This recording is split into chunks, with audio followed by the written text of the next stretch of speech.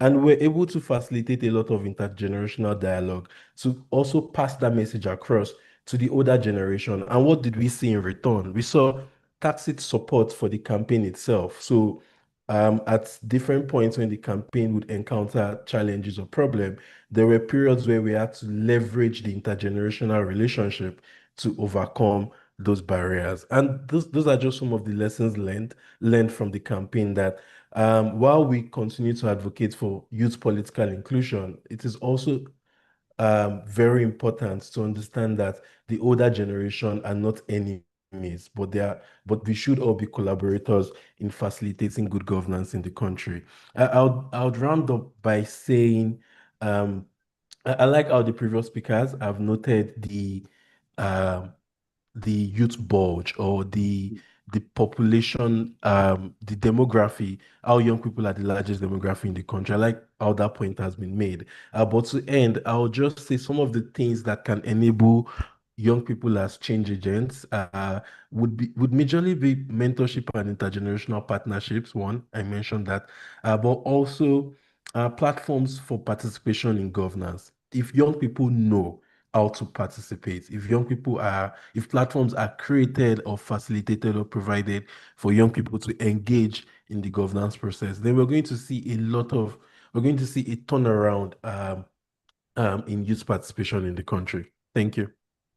All right, let me remain with you, sir, Mr. Sanusi. Um, when you look at the landscape, Nigeria generally, what does authentic youth leadership look like in today's Nigeria? Because we have seen younger people or under 40 are holding position, and people have come up with the conclusion that they are no different from the older generation.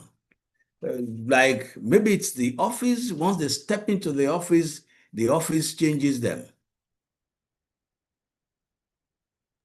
Um, Thank you. So I think I should start by asking us to define what we mean by youth in Mm, Nigeria today, because there's a categorization of who is a young person in mm, Nigeria today by way of the National Youth Policy, but also mm, the African Charter on Democracy, Elections, and Governance, which Nigeria is signatory to. So in the mm, National Youth Policy, a young person is someone who is between the ages of 15 and 29. That's what the mm, National Youth Policy says. And the ACDEC says a young person, the African Charter on Youth, pardon me, says a young person in Africa is defined as someone between the ages of 18 to 35. So to be mm. clear, if you're going to categorize a young person in Nigeria today, it would be someone between the ages of 15 to 35. But a lot of times we see a mischaracterization of that age categorization when you see people who are 40 and above, or people who are below 40 and above 35 call Mm. themselves youths. And that is just wrong. And most times, what we see, especially for elected public office holders who are not within the age categorization group, is that the misdemeanor in office comes mostly from that bracket, which continues to mischaracterize young people, quote and unquote. But Mm. notwithstanding, we've seen youth leadership in other industries, for example, in Nigeria.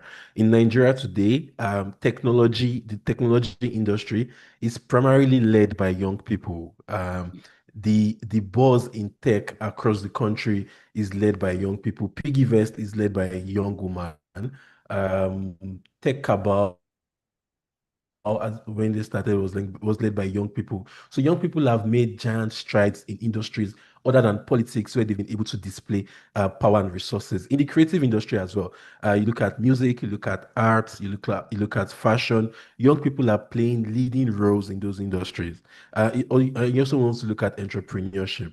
But when it comes to politics, young people, I mean, historically, we've had young leaders in Nigeria, but in recent times, because of the structural barriers, which primarily limits the participation of young people in the governance process, we've not been able to see much youth leadership in that industry, in that space, within in the political space. And we hope that changes. That's, I mean, we've recorded small gains, especially since the passage into law of the Not Young to Run Act in 2018. But hopefully, with the work that organizations like Mine Yaga Africa and other youth-focused organizations across the country are doing, we hope to see a further increase of youth representation in the decision-making spaces. Thank you. All right, thank you very much, Mr. Olaniyan Sanusi. Let me get back to Dr. Oluseyi Soremekun. Mrs. Olaniyan Sanusi mentioned barriers. In your experience, what are some of these barriers or the biggest barriers that young people face in becoming active agents of change? And how can institutions like the UN help in dismantling some of these barriers? Well, thank you very much. Yes, there are so many barriers that are facing young people in Nigeria. Some of the barriers are also cuts across age groups.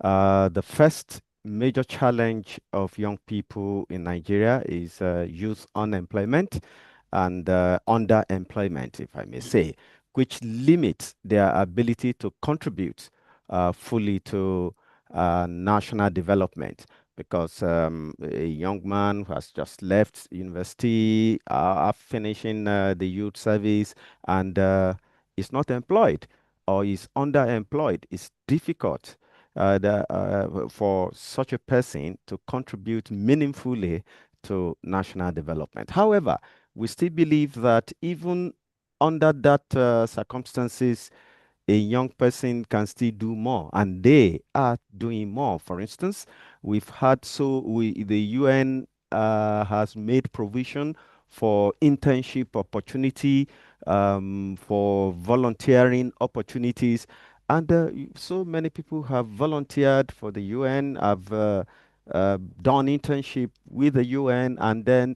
through that, they were able to get into the mainstream of UN staff membership. So that is one way of looking at it. But beyond that, talking about the youth employment, the UN agency on labor issues, which is the International Labor Organization, they are doing a lot with the Ministry of Labor and Employment, and through the initiative of ILO, in collaboration with the government of Nigeria, they've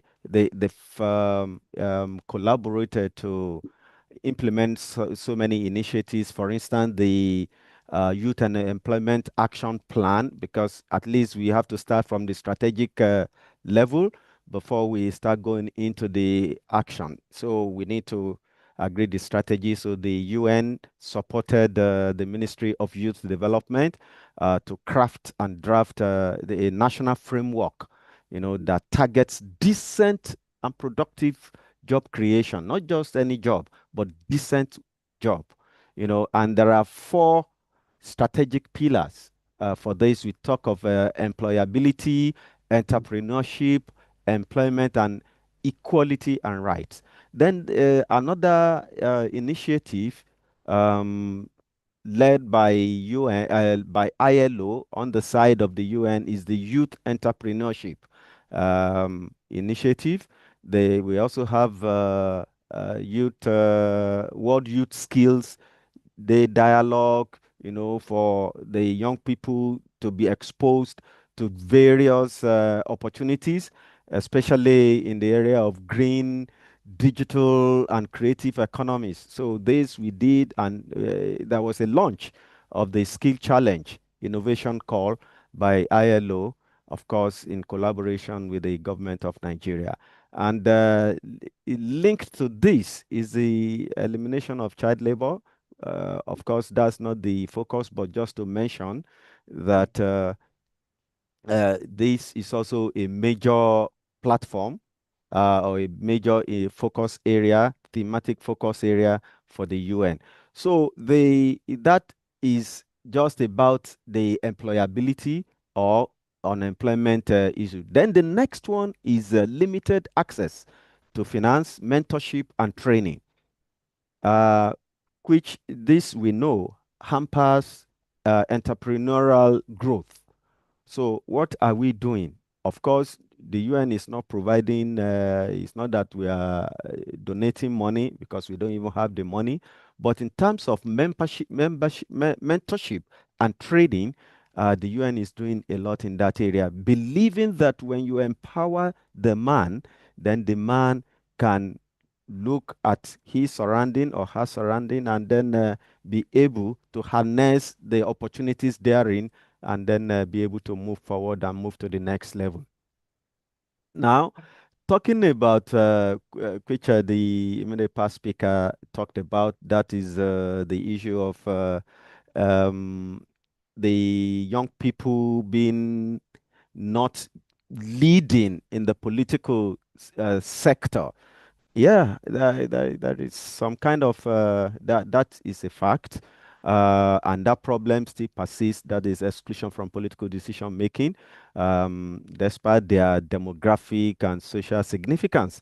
But we have been advocating for young people inclusion, for women inclusion in politics, in in elective political offices. So these are some of the advocacy and sensitization we've been doing, even advocating to policy makers, advocating to those in government, those in political parties, our colleagues in UNDP that are looking at the issue of governance and political participation. They've been doing a lot in that respect. So we will continue to support the government of Nigeria to ensure that the youth unemployment and underemployment it becomes the thing of the past. So though it is huge, but gradually, with the support of all stakeholders, I believe, and there will be so much progress. Over. All right. Thank you very much, Mr. Dr. Shoremekun. If you are just joining us, you are on to Smiles Radio 98.7 FM and onto our Zoom session where we are looking at youth as active agents of change, innovation, and leadership on this day, the International Youth Day. And we have as guests Mrs. Ibiemi Olufobi, Mr. Sanusi Olaniyan, and Dr. Oluseyi Shoremekun. Let me go back to media and communication expert. One of the key things, in fact, the opening statement of Mr. Olaniyan from YAGA was that let's not look at the youth of today as leaders of tomorrow. In fact, they are already leading and driving transformation. What role is the media playing in shaping public perception of youth as leaders of tomorrow and, change makers of tomorrow? Because when you look at us on this platform, you see that what Mr. Sadus was describing, maybe some of us are still calling ourselves youth, whereas we are in we are senior citizens, so to say. But we are still discussing the youth. How can the media go ahead to change public perception that these young ones need to be given that chance? Hello. During my opening comments, I recall saying that many of us in the media still want to talk on behalf of the youth.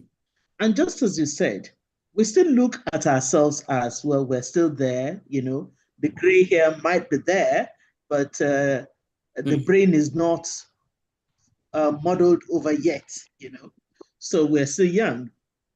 But the truth of it is that at 50, at 60, the way a 50-year-old would think is not the way a 20-year-old will think, you know. So what we should be doing is to be creating, I will keep on repeating that we need to create more programs. I'll give you an instance. Let's cast our minds back to, that will be 2020, October 2020, the EndSARS movement. You would, if you remember, the youth were at the forefront of the EndSARS movement. But what did people like you and I do? We were at the background and we're tactically supporting them. Yes, we did not support the violence that ensued afterwards, but we supported the reasons for the EndSARS movement. And this is why I talk about the need to guide the youth appropriately. What we need to do as media owners, media executives, media people generally, is to use our experience to guide. But not, when I say to guide, I do not mean teleguide. We have to create, okay, take a look at the news. The kind of news that we broadcast on our media channels, let's be truthful and ask ourselves, are they youth-friendly? Is it what a young person, a 20-year-old or a 21-year-old, will want to sit down and listen to? Why am I saying this? Most of our news broadcasts are too formal, too stiff. And a young person does not have that kind of patience. Also, we need to allow them, it's just about creativity. We need to allow them to explore their creativity on radio and on television. When we give them the access to explore their creativity, the good thing is that there are so many media houses today. In the Lagos area alone, I want to believe that we have more than 70 media houses. So it has allowed for younger people to come in because the older generation cannot fill the gaps needed by all these media houses. But you want to critically take a look at what is being done out there. Many a times we criticize that we self-regulate. It is good to self-regulate, but at the same time, we have to be careful so that in self-regulated, we do not kill creativity. I have discovered that young people are extremely creative, and all we just need is a patience to sit down and listen to them. They are the change makers. They are the ones that can drive change. We have political programs on air. How many of these political programs are anchored by young people? Let them come in, anchor the programs, ask the questions that their age mates want to ask, No matter how crudely it is put, you have to start from somewhere.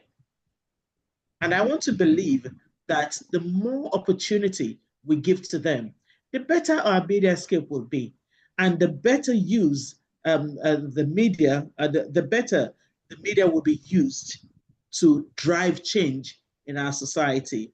If we continue to think that it is the older generation that will change Nigeria or change Africa, then indeed I think old age is really catching up on us, because the truth of it is that we are limited with what we can do for now.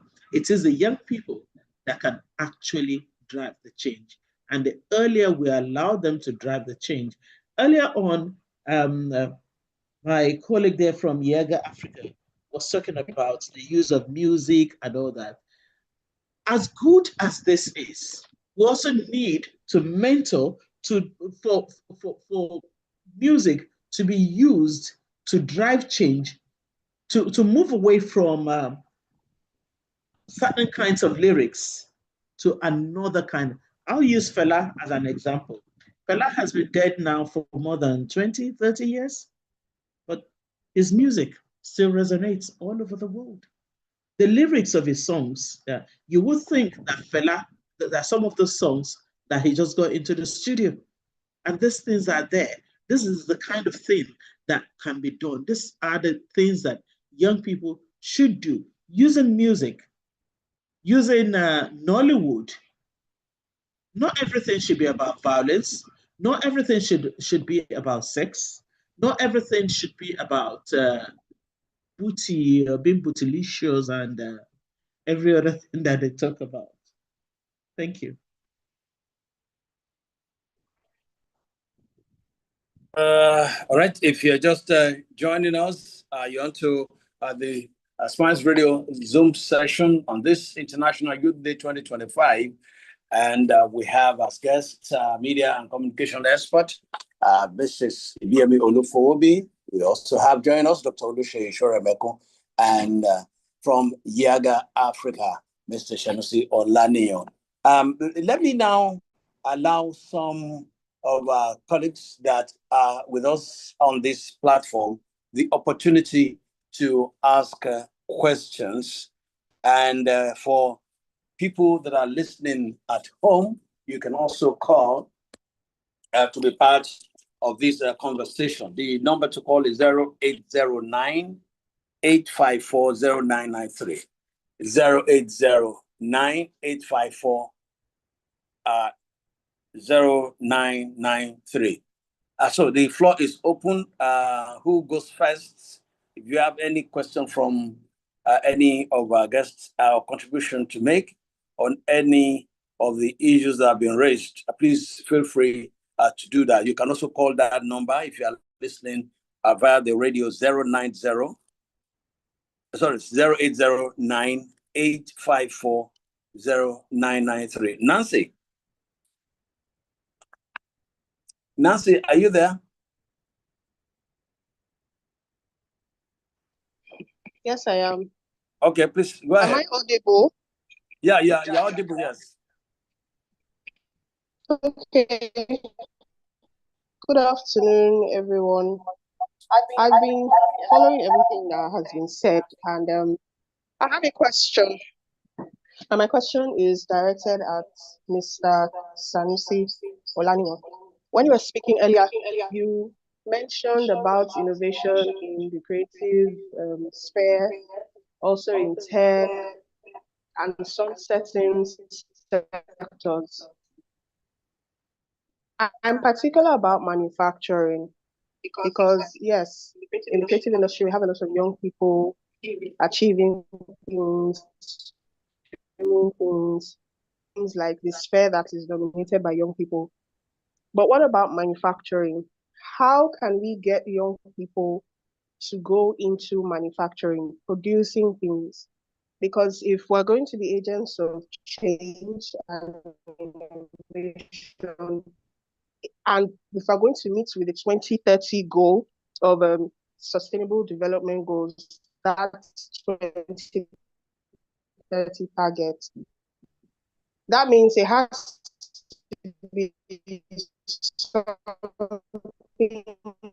that can stand the test of time. And also, it has to be something that can just for entertainment purposes or like we design something for my personal use, something that can be of benefit nationally and globally.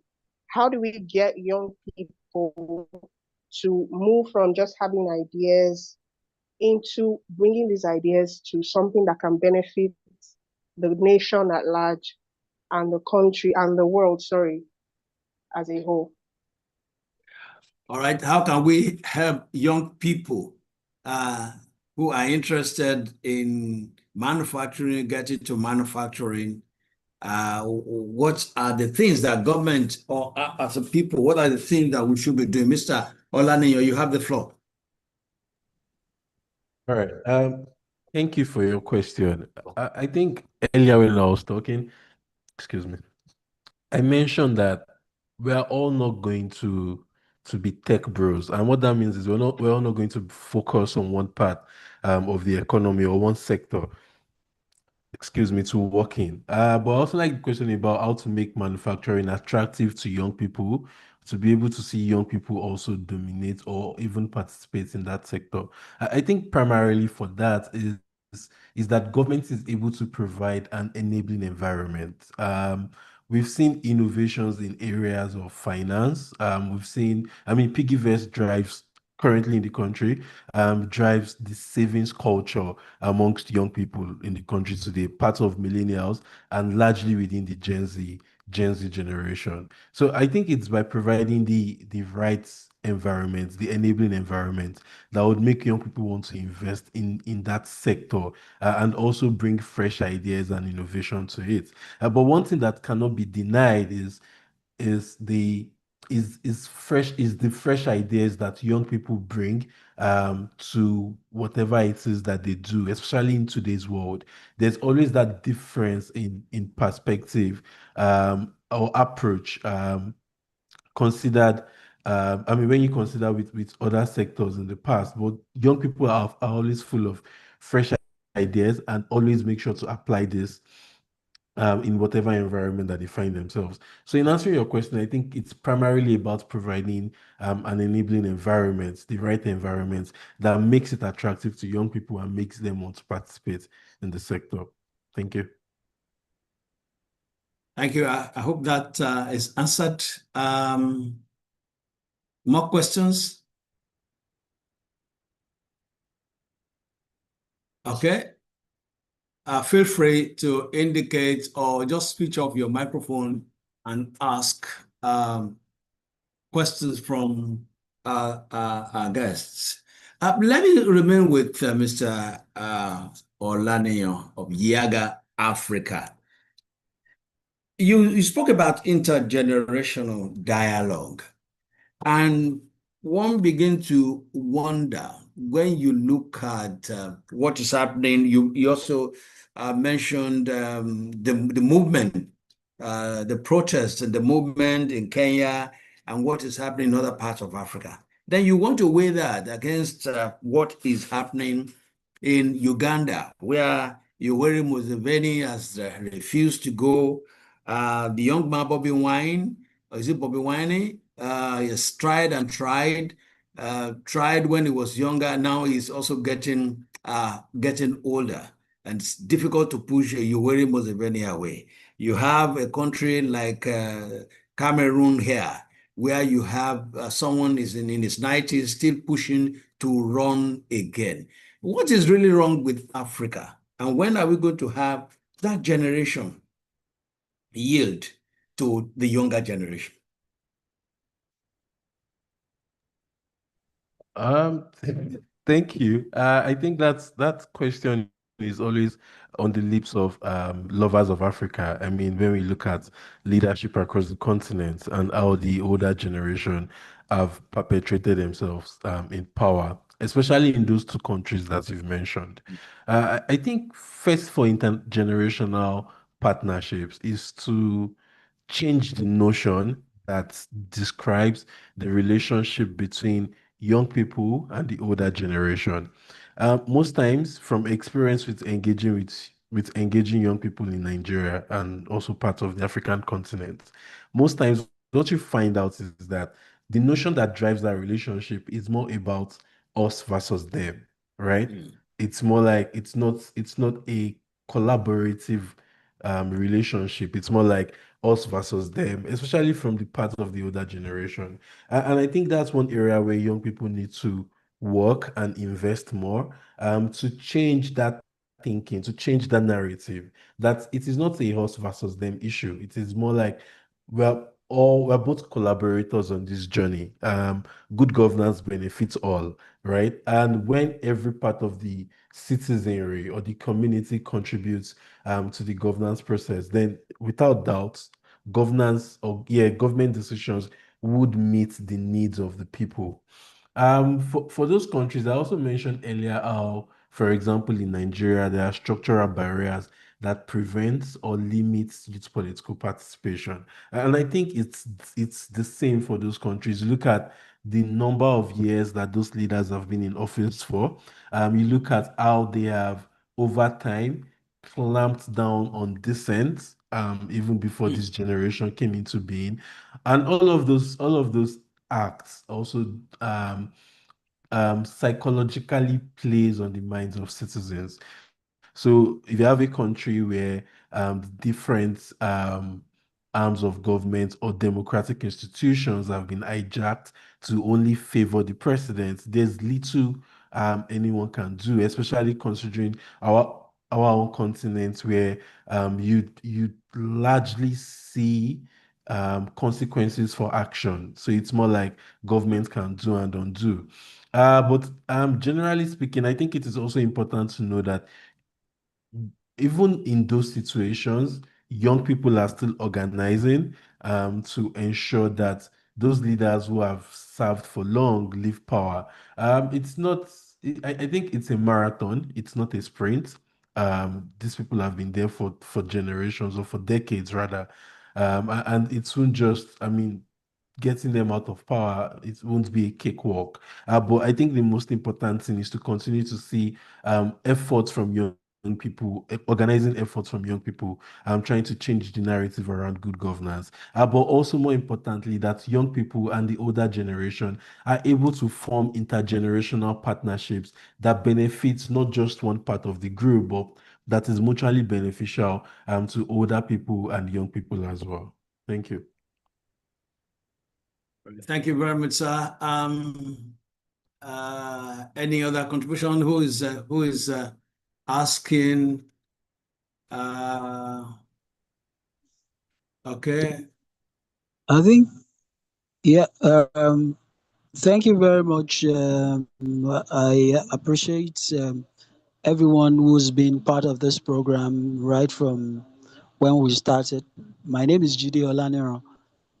I agree with the last speaker that Mr. Olaniran, when he said that it shouldn't be us versus them or them versus us, or when the young people feel that they have a grudge against the elderly ones, or there is a generational battle which we should try as much as possible to do away with in when we look at development, or we look at we're trying to stir up conversations around innovation, creativity, and as it affects development.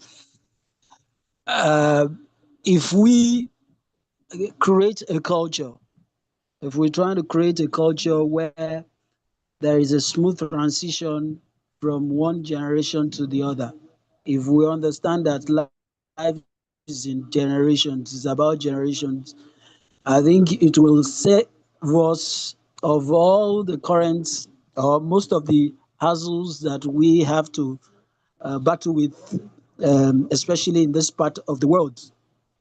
I feel that whether it is in the public sector, in the private sector, whether it is about whether it is politics, if there is anything that is missing, it is that intergenerational collaboration. Because right now you hear statements like your generation destroyed everything, ours is trying to fix it. And this is coming from a generation that is yet to even figure out what the future looks like. So I feel that this is one thing. If there is any message we should leave this particular forum with today, is the fact that collaboration is very crucial, and it is one of the expedient way to create smooth transition in the scope of development. So I feel that just in addition to everyone that has contributed today, I feel that we should try as much as possible to look at how to engender the spirit of collaboration amongst all generations for us to develop the Nigeria that we dream of.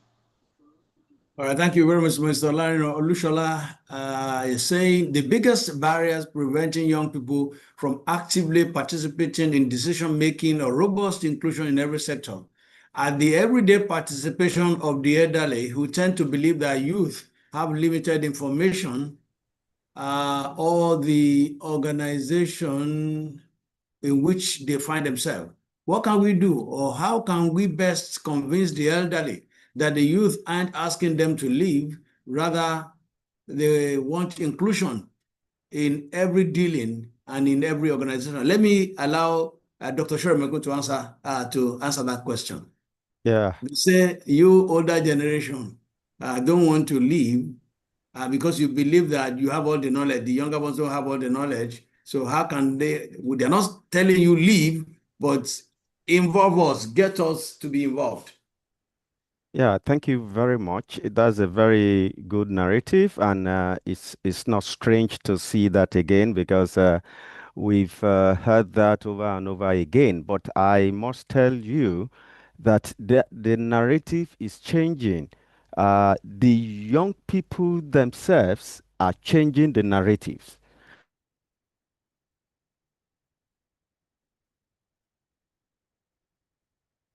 Hello.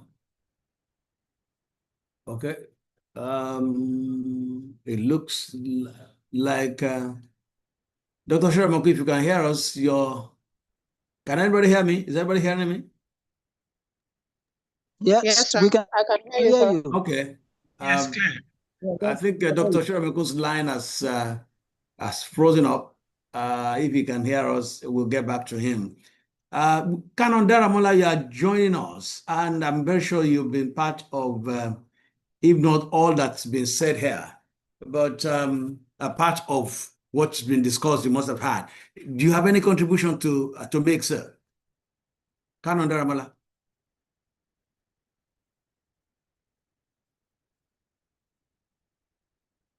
Oh, okay.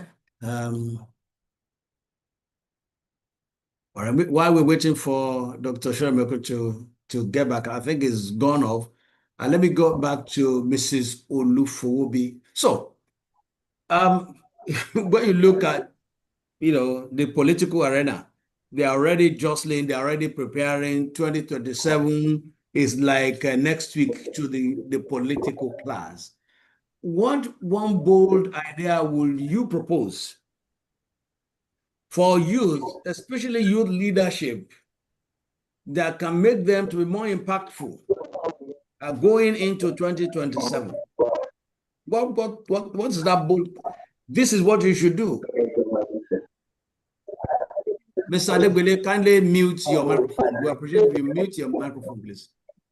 Go ahead, Ms. Olufowobi. I think for now, the best thing that can happen to us in this country, Nigeria, is to have someone maybe 40, 45, not older than that, to be either president or at least vice president. Let's start from that, You see, we have the figures. When I say we, I mean the youth. We have the figures, and we are the ones that will determine who gets into office. Is it possible for us to use that figure, that demography, devoid of tribal or religious sentiments, to get the kind of people we want? I always envy other countries. When, for instance, when Barack Obama became American president, I was really envious. And I was thinking of the fact that imagine if we have a young person in Nigeria being president. Imagine. And truly, we have had young people in politics in Nigeria, even at high places. But you and I must accept the fact that they have not been, I'm being careful with my choice of language now, choice of words, but they have not truly represented the demography that it came from. And we ask ourselves, is there something in that system that destroys the brand? Is there something there? And how can it be changed? You see, you and I, if you're over 50, we come from a generation where we do not question our elders. But the young man today, if you have an 18-year-old son or daughter, and you tell him or her to sit down, I'm very sure the first question they will ask you is why they should sit down. You see, and we need to encourage that. That is what I want to see in our country.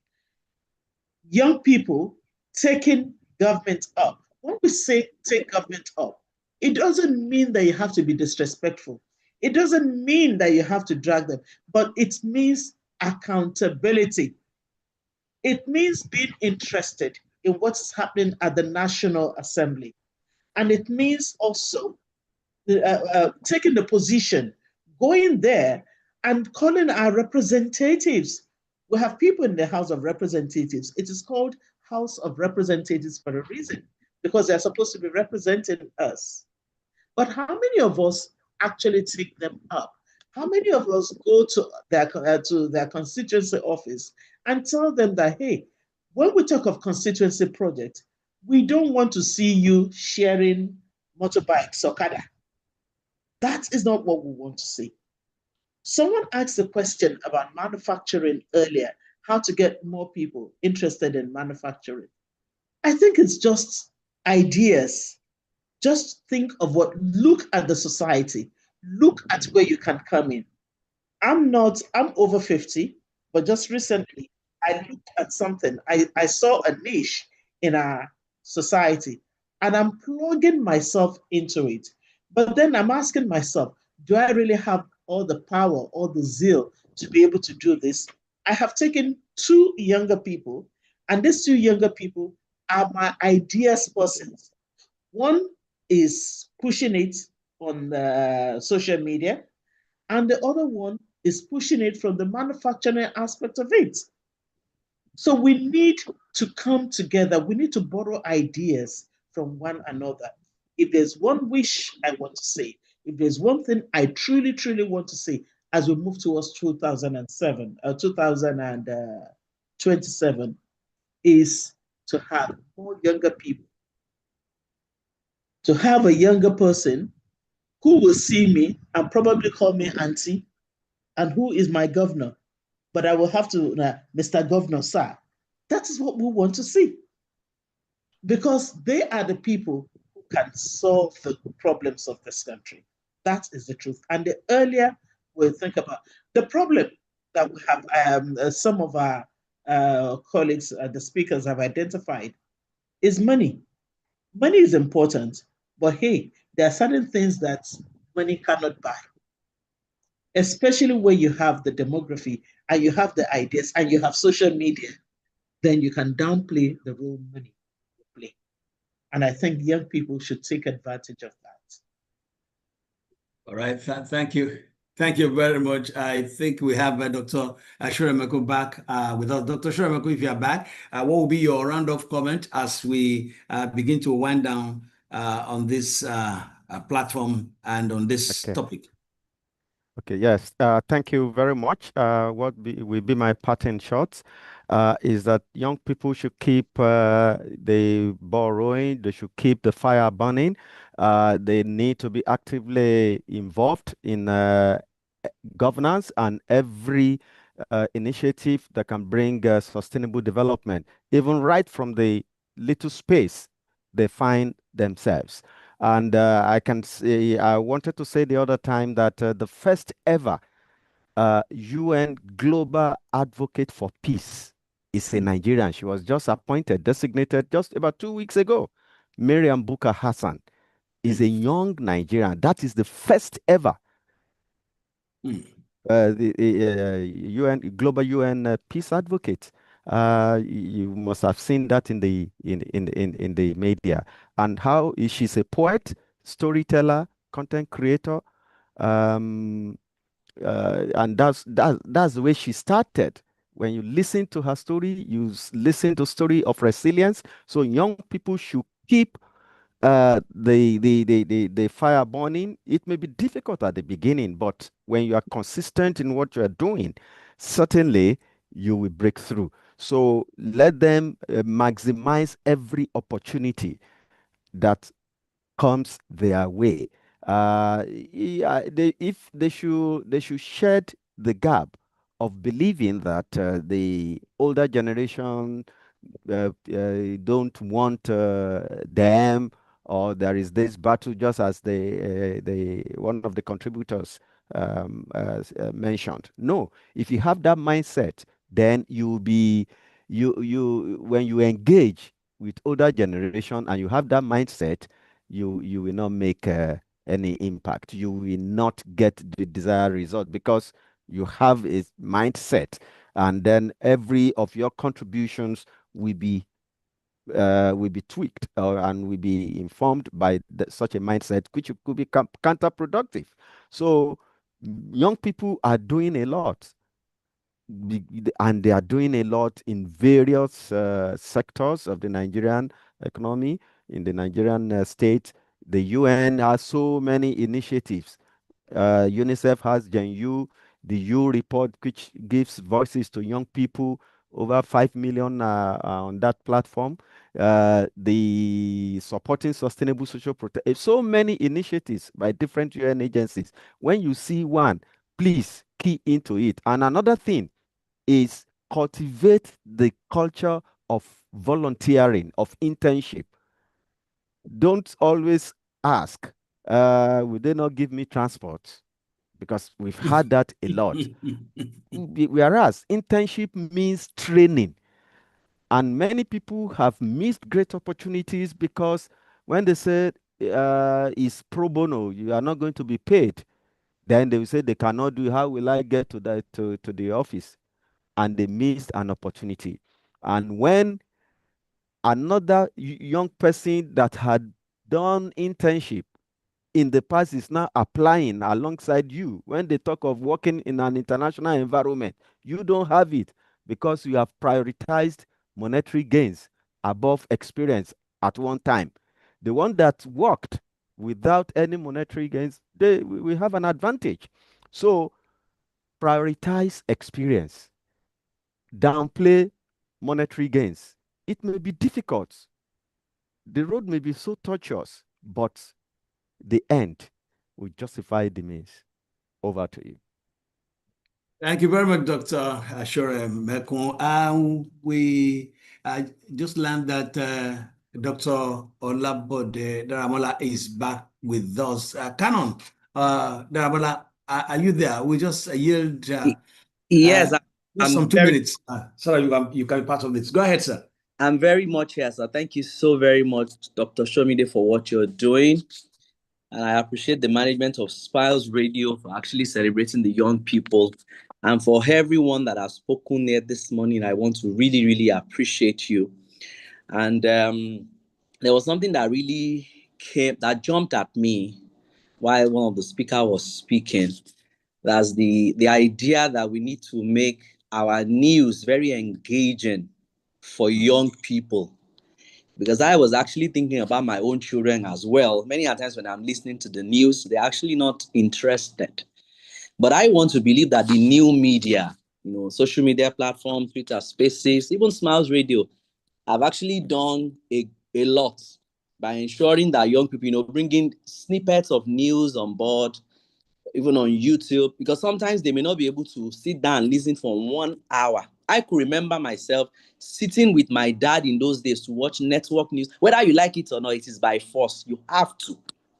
But these days, it's difficult to actually get young people to want to listen. But the new media is doing that. And then another thing I'd like to speak about, for when we're saying the young people should go ahead and take leadership positions, how many of them have been able to develop themselves? We need a lot of young people to actually embrace personal development and move away from that, what's in it for me, this WIIFM, what's in it for me FM, which is very common, as one of the speakers have mentioned.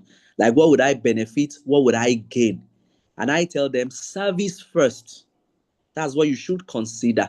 And at the end of the day, when your work is good, when people see value, people will be willing to pay for value. There are a lot of our young people who have gifts, who have talent, but they are not confident in themselves. So I think what we can do, we need a generation that can help bridge the gap between the silent generation and then the modern day, quote and unquote, Sorosuke generation, who will say, oh, fine, we know you want to speak, but are you speaking intelligently? Many at times, like I sent this, I'm not even happy that we have this number. I know it could be better. I shared this link in a lot of platforms, and I had to remind them, if you are interested in intelligent conversations, please join us. But how many of them are willing to join? And so some of them are interested in watching some other content on TV. Like now, people are on holiday. There's a popular one on TV now that they would rather watch, which may not even be beneficial to their minds. So for a platform like this, we need to continue to encourage them to listen to these conversations in order to develop themselves. If you have talent and your gifts, if you are not confident enough to share, it will be a challenge. But I appreciate our speakers and Smiles Radio for what you're doing. You continue to do it. Please do not be discouraged. And we'll try as much as possible to see how we can encourage more of our young people to do what is right. I'm hoping that in 2027, even away from coming out to contest, let them even get their PVC. Let them register in parties and be involved. As much as you will be a church member or you attend a particular church, what is your party? Are you in APC? Are you in ADC? Go ahead and go and join. Okay. That's my encouragement to them. All right, Canon. Thank you very much. We are almost running out of time, so that we can yield the ground for the other program. Let me go back to Mr. Sanusi Olani of Yiaga Africa. What will be your parting shot, sir? For me, it's going to be that young people don't get discouraged, that young people continue to organize instead of agonize, that young people continue to exercise agency as citizens of Nigeria and within Nigeria's democratic process. Happy International Youth Day. Thank you. Thank you very much, sir. Thank you very much, man. We've had quite an interesting and engaging conversation. And as we round up today on the topic youth as active agents of change, innovation, and leadership, one thing is clear. Young people are really not waiting for permission. They are already leading, creating, and transforming their communities. And so, as we round up, I must say a big, okay, there's a message coming in quickly. Who is this? Okay, Canon Labode is wishing all our youth on this platform and beyond, and those listening to us on radio, happy International Youth Day. Let me say a big thank you to our resource persons, Dr. Olushe Shore-Mekun of the United Nations Information Center in Nigeria. Dr. Shore-Mekun, thank you very much, sir, for your time. All right. It's my pleasure. Thank you so much. All right. A big thank you to Mr. Sanusi Olani, your programs officer, Yiaga Africa. Thanks for your time and for your patience. Thanks for sharing your resource with us this afternoon. Thank you very much. Thank you for having me. To their sister broadcaster and media consultant and former director of radio services, Dark Communication PLC, Ibiyemi Olufobi. A big thank you to you for your time too. It was wonderful being a part of it. Wishing Smiles FM the very best. Thank you very much. And to the to everybody that joined this conversation this afternoon, a big thank you to all of you from Abuja. I can see Oji Onaze joining us. Canon Damola, thank you very much for your time. And a host of other people. On behalf of the production crew led by Boyega Show today, Kara Dadibule, thank you very much. Olusegun Williams, that's DJ Magic FX, thank you very much. Folonsho Gushola, Damilola Shomide, thank you. Nancy Anuforo and Kofo, who also helped from the studio end. I remain yours sincerely, Ambrose Olutayo Shomide. Until next time, we want to thank you very much for being part of this, and happy International Youth Day to you all. Have a wonderful afternoon. Thank you.